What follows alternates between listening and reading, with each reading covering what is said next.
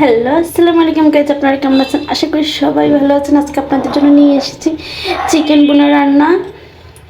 আর আপনারা আমার সাথেই থাকেন।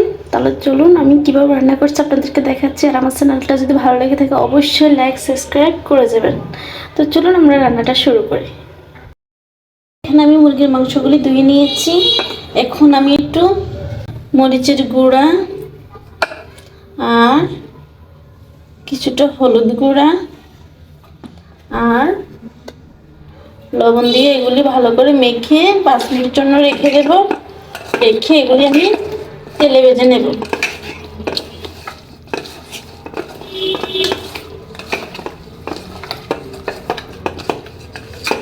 5 মিনিট এগুলি ঢাকনা দিয়ে ঢেকে রাখতে হবে। এখন আমি কড়াইতে কিছুটা তেল দিয়ে দিচ্ছি মাংসগুলি ভাজার জন্য। তেলটা গরম হয়ে যাক। যে তেলটা প্রায় গরম হয়ে গিয়েছে, এখন আমি মাংসগুলি দিয়ে দিচ্ছি এক এক করে।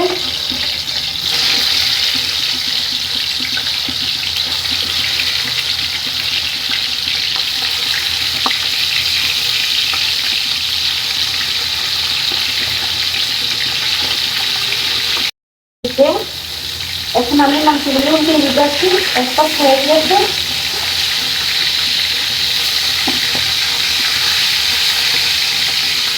তারপরে সবগুলো মাংস দিয়ে দিলাম।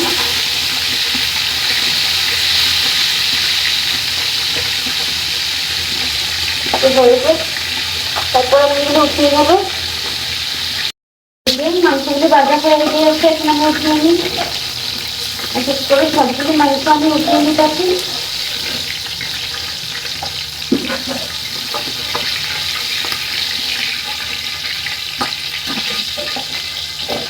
সবগুলো মাংস আমি উঠিয়ে নিয়েছি। এই যে ভাজা হয়ে গেছে খুব সুন্দরভাবে।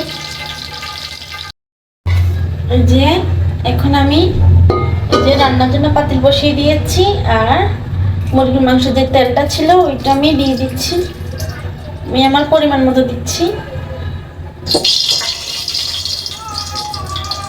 এখানে আমি পেঁয়াজ কুচি টমেটো কুচি একসাথে দিয়ে দিচ্ছি। এখন এটা ভালো করে নেব। এখন এখানে আমি আমার পরিমাণ মতো লবণ দিয়ে দিচ্ছি।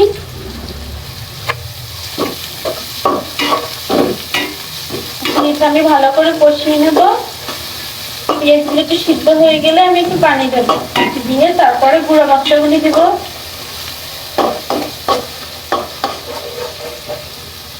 একটু রসুন বাটা দিয়ে দেবো পানি দেওয়ার আগে। এই দেখেন আমি 2 চামচের মতো রসুন বাটা নিয়েছি আর আদা বাটা 1 চামচের মতো। এখন আমি দিয়ে দিলাম সবগুলি। দিয়ে এটাও একটু ভেজে নেবো আমি।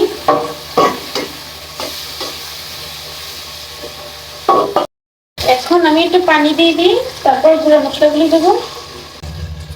হলুদ 1 চামচ আমি আমার পরিমাণ মতো দিয়েছি, আপনারা আপনাদের পরিমাণ মতো দিবেন। এই যে ঝালটা আপনারা আপনাদের পরিমাণ মতো দিবেন। আমি 1.5 চামচের মতো দিয়েছি।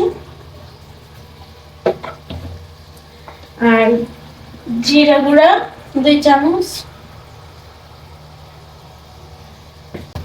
আর গরম মশলার গুঁড়া 1 চামচ। এবার আমি এগুলি ভালো করে নেড়ে কষিয়ে নেব।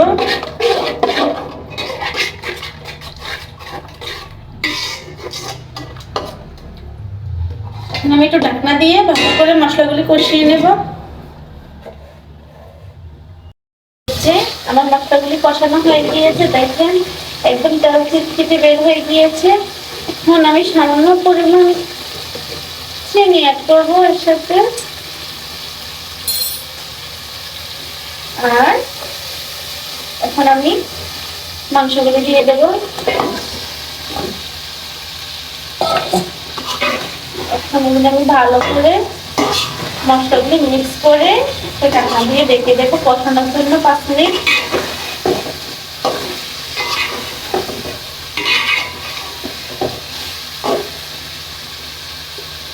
আমি ঢাকনাটা দিয়ে দিলাম 5 মিনিটের জন্য। 5 মিনিট হয়ে গিয়েছে। মাংসগুলো আমার কষানো হয়ে গেছে, দেখতে পাচ্ছেন। এখন আমি এর সাথে 1 চামচ টক দই অ্যাড করলাম।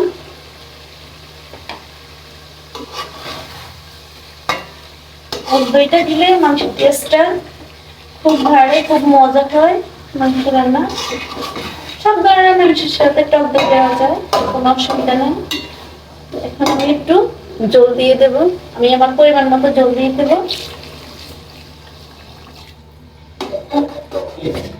যেহেতু মাংসগুলি গুঁড়া রান্না করবো, তাই জল বেশি দেবো না, মাখা মাখা জল রাখবো।